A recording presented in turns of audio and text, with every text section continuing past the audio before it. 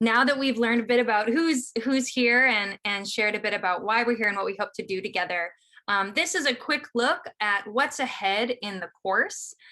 As you can see, we'll be digging into a lot throughout this series. And the rest of the course will really provide some deeper dives into each of these themes, as well as Q&A spaces and small group conversations. Today's session has a lot of framing, but don't worry, it's definitely the most you'll be hearing from Brittany and I throughout this course. So thank you for sticking with us. But for the next 20-25 minutes or so, we'll be giving kind of like a big framing piece. And so we ask that you just settle in and get comfortable for a little bit of a presentation. Thank you. All right, who's ready to dive in? We are here to talk about land justice futures, but what is land justice and how is it different from environmental conservation or sustainability efforts? Well, let's start with what we know. Everyone in this room knows that we are in the midst of a climate crisis. And a lot of work needs to happen in order to keep fossil fuels in the ground and lower our global temperature. But even if we stop burning carbon tomorrow, our job is not done because humans are still destroying Earth's ecosystems at an unprecedented rate. And the carbon that's already released in the atmosphere is going to wreak havoc for decades to come, no matter what. So this course is looking at the work of reversing habitat loss and getting that carbon in the ground again. But unfortunately, topsoil, which is so amazing at sequestering carbon, is disappearing. Since the 1970s, we have lost 1/3 of the Earth's topsoil. And in the US, 1,500 acres of farmland alone have been paved over for development every day. That's 94 acres in the 90 minutes we're gathered here. So more than just conserving land from development, we need people who will commit to stewardship that heals the earth, that rebuilds soil health and sequesters carbon, and that strengthens local food systems and rebuilds habitats. We talk about this a little bit as the hands-on lands principle. And when we think about this, we're really looking in particular at frontline communities. These are the people who have been most negatively impacted by the climate crisis because of systemic economic oppression. Frontline communities are most often Black, Indigenous, and people of color, which is often referred to with the shorthand of BIPOC that you'll see a lot in this course, as well as poor and working class people. But because frontline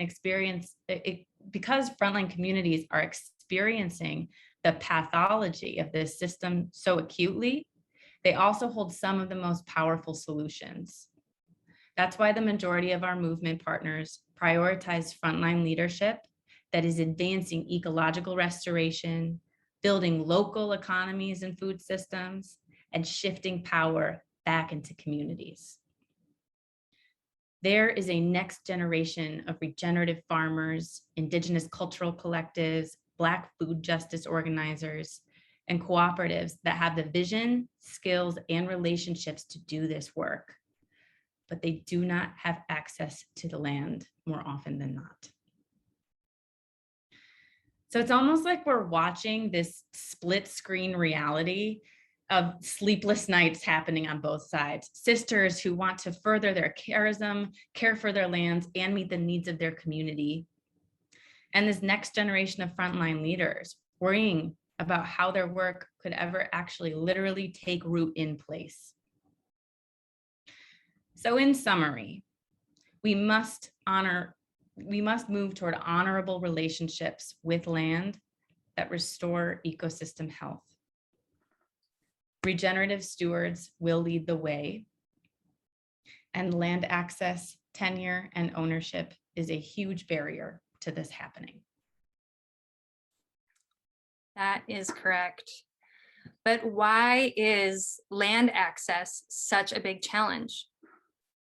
Well, in our current paradigm, the fair market value of land is based on what would be fair to the highest bidders in society.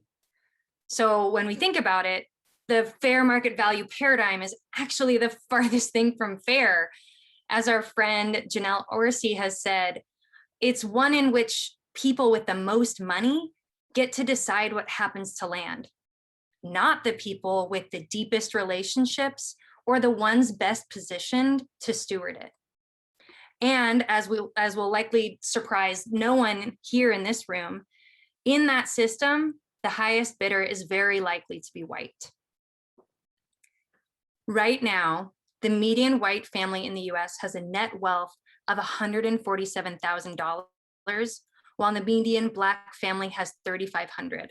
That's 2% of its white counterpart. Put another way, a white baby born today will have 16 times more wealth on average than a Black baby at first breath. This didn't happen overnight, as we know. The racial wealth gap comes from generations of colonization, genocide, enslavement, redlining, policing, and many other forms of discrimination against people of color. But perhaps most concretely, white people have accumulated wealth because for generations, we have been able to steal, profit off, afford to buy, and pass down property to heirs over centuries. Today, 98% of rural land and farmland is owned by white people, and 95% of urban land. So to recap here, because of generational racism, most land is owned by white people. Generational poverty is enforced by a lack of access to land. And we desperately need options that don't exacerbate this system or perpetuate it, but rather heal its harms. So again, when we talk about land justice, we're talking about ways to protect land and restore ecosystems while also securing affordable access, tenure, and equity to regenerative stewards, especially those who have been most oppressed by our current economic system. The status quo options for land legacies aren't really speaking to the realities of our climate crisis that Brittany's talking about, or racial injustice. They don't really change the equation of power or access to land. So as we've been saying, we need options that model something different, something that doesn't just protect land, but ensures it will continue to be loved into health while expanding who gets to love it. So this comes to our goal once again. We need property planning options that are more creative, collaborative, and just. And thankfully, we have some good hints and an incredible ecosystem of partners who are creating new solutions in real time to do this. And so that's our goal here. This is what it is, and this is where we want to go. But before we get to these solutions and where we want to go, let's first get grounded with some historical context of how we got to this status quo. So this is an image you all will probably recognize. It's referred to by non-Indigenous settlers as Mount Rushmore in the so-called Black Hills of South Dakota. However, it has an older name, Hesapa, as one of the most sacred grounds and emergence point for the Aseri-Sakowin Lakota people. That white colonists violently took it and carved the faces of their leaders, all of whom committed genocide against people, into this sacred stone, is an apt metaphor for how we got to such a sick and dangerous status quo. 500 years ago, emboldened by the papal bulls issued by the Vatican, which you can see here, also called the Doctrine of Discovery, European settlers arrived to this continent and forcibly dispossessed indigenous people of land that was communally stewarded since time immemorial. During this generations-long campaign of genocide and occupation, indigenous lands were allotted into parcels and given or sold to white people by white colonial governments. So it's only at this point in the story that the market is created, this relatively new idea that land is a thing and should be sold to the highest bidder. The colonization of land, this project, soon required the labor to make it productive, and the US entered into 200 plus years of slavery. Of course, that quickly evolved into another 170 years and counting of systemic racism and exploitative labor. This living legacy of land theft and racism only continues and even worsens today. People of color comprise 70% of the farmers in this country, while owning less than 2% of the farmland, which means that we all probably ate something today that was grown by a BIPOC farmer who paid rent to a white person in order to grow it. And so, in today's world, it can be so easy to walk around thinking that buying and selling land is just the way things work. But given all this, more accurately, this is the way that white European settlers made things work to their benefit. But as a relatively new system made by humans, it can be unmade, and we can start putting dents in that armor right now. After all, land is what people need more than anything. It's some of the most basic parts of who we are. It's the source of our food, water, and shelter. It's where we make our homes and experience belonging. It's the ground of our being, and it is our very being. We are Earth. Pat McCabe, a Dene elder who will be joining us later in the course, describes humans as Mother Earth expressing herself, which is to say that we are the land and the land is us. So given that, we need to do things differently. This is what's feeling clear in ways that don't perpetuate a violent worldview of land and of ourselves, but rather return to relationship.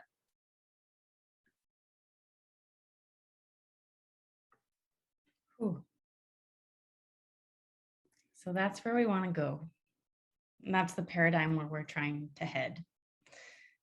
But we still operate in this one, which comes with financial realities and legal barriers and really annoying roadblocks like zoning. And that's real too. It's going to require a lot of new and creative thinking to try something else. But thankfully, there is an emerging field of real estate practitioners, lawyers, land trusts, and other allies who are already creating new tools and remixing old ones to get to this goal of land justice. I'm learning that it is easier for me to engage in this world more like an artist than a scientist. That is to say, rather than a couple of prescribed options, sell or conserve, we're more trying to expand that spectrum by exposing all of these possibilities that might not seem possible or obvious. And it's a creative, colorful process of mixing colors and trying new things. And if we do it right, it might feel good and fun too, but maybe a little scary.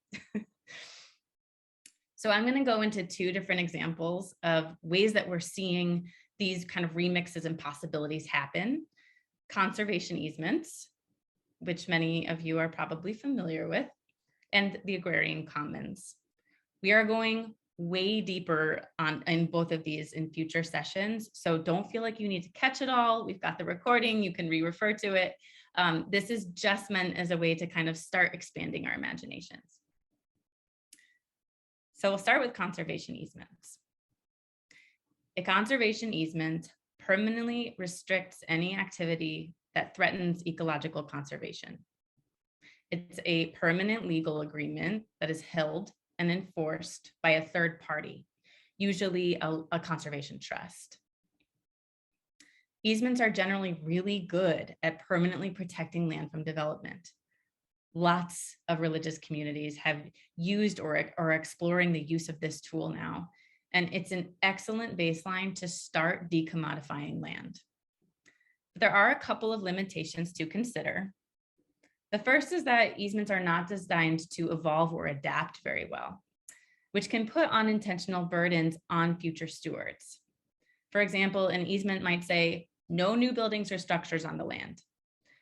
But what about a future steward who wants to build a farming education center or emergency housing for refugees or a windmill? So we want tools that protect land, but not ones that end up controlling the decisions that future stewards need to be able to make, especially amidst a changing climate and future. So we want to create easements thoughtfully, in consultation with future stewards, and in ways that don't unintentionally inhibit emergent needs.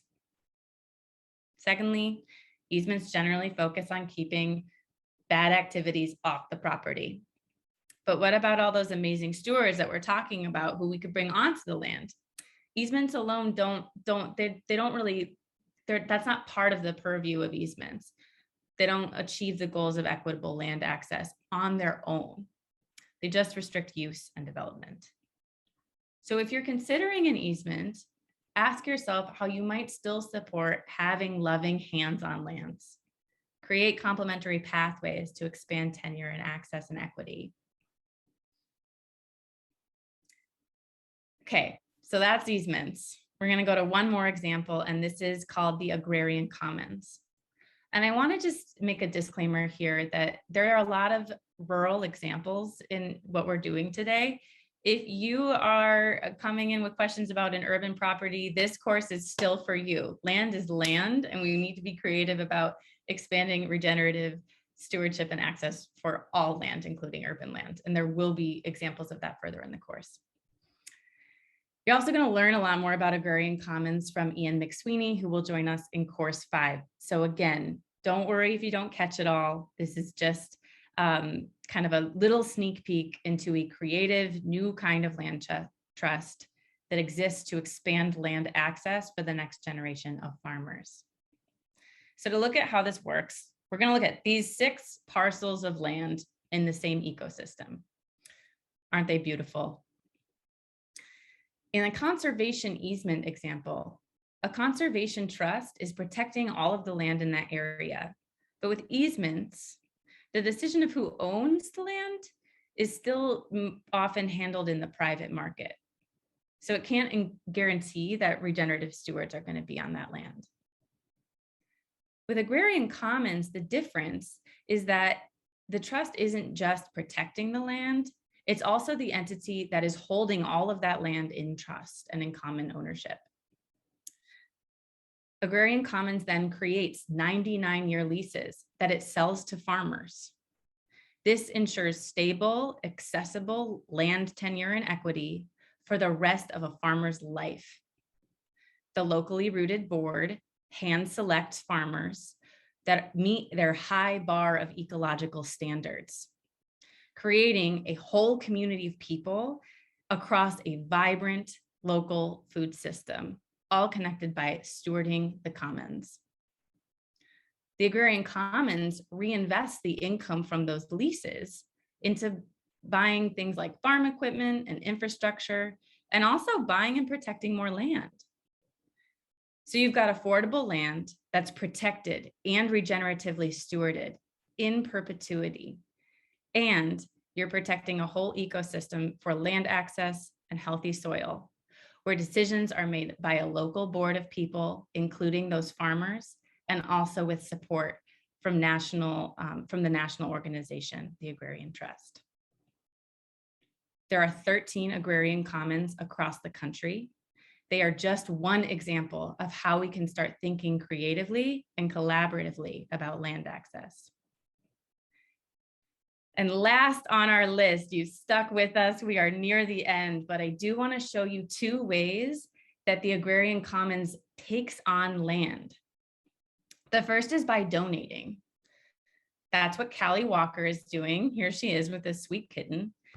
Callie is a Methodist pastor who inherited her father's 100-acre farm. She learned and was devastated to learn that Black farmers in the United States lose 300,000 acres of land a year. She learned it at a presentation given by the Agrarian Commons and was inspired by the local Commons vision to support BIPOC-led resilient regional food systems. So Callie and her husband, Dan, decided to donate the majority of their farm to the Central Virginia Agrarian Commons. They also carved out a much smaller part of the property that they will live and retire on, and it will be donated when they pass. This is often called a life estate, sometimes called a remainder interest. Callie talks about her excitement for new neighbors, for being part of the commons. She dreams about future farmers, thinking of her like an auntie next door, visiting her on the porch, bringing her food. So while there is a real responsibility that comes with having assets and engaging with a history of colonization, this process can also be a joyful and connective experience for all of us. The Agrarian Commons also takes on land by buying it from landowners.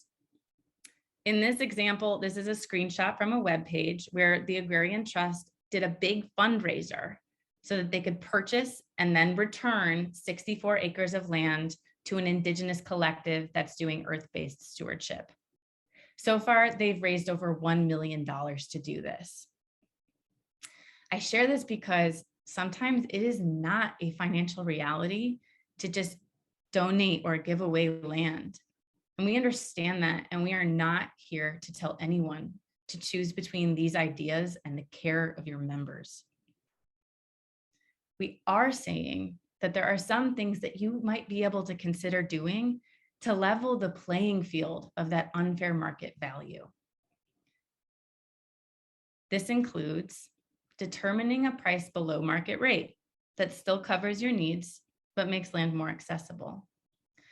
Really important note here, and a question we hear sometimes is that as a 501c3, you are entitled to sell land below market value to any kind of interest that furthers your mission.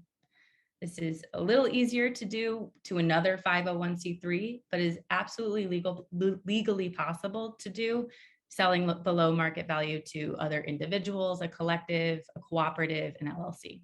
So that is a possibility. You can also build relationships and proactively seek out new stewards to buy your land. You can give them ample time for fundraising and amplify those efforts. And you could help secure creative financing options like an installment sale or zero interest financing. It's a lot, and it's going to look really different community to community. But the main takeaway here is that these new models can come alive in a variety of different financial situations. What really makes these things happen are the relationships that are involved and the new collaborations that care for everyone's needs. Yes. Yes to caring for everyone's needs. Yes to collaboration. Yes to the new relationships. Thank you, Brittany. I know that was, thank you for the teach-in. That was really incredible. Just a taste. Yeah, just more a to taste. come. I'm seeing hearts from our audience. Thank you. Oh, sweet. Oh yeah, sometimes it's hard to see. Thanks for narrating that. So as Brittany mentioned, these are just a few of the options and examples that show us a bit of what's possible and the pathways forward that can help us meet the needs of this moment. As a youngish person in my 30s and looking at the world around me and the world that sometimes looms ahead, what I know deep down is that climate justice and land justice, the things that we're talking about here, feel like some of the most critical and urgent and complex and interesting work of our time. Changing how we relate to land and to other beings and to each other in that work really feels like a sacred responsibility and a sacred necessity. Ooh, sorry, getting choked up. So this work really stems from that place. And it's a really big honor to have the opportunity to explore this work with you all. So thank you for being here. Whew. Thank you, Sarah. And that's it. I don't even know that I have that much to add. I think that Sisters have already laid the groundwork for a lot of what we need to transform in these times. And we are here to say there is more groundwork to lay together, literal groundwork that can help create the future that we need.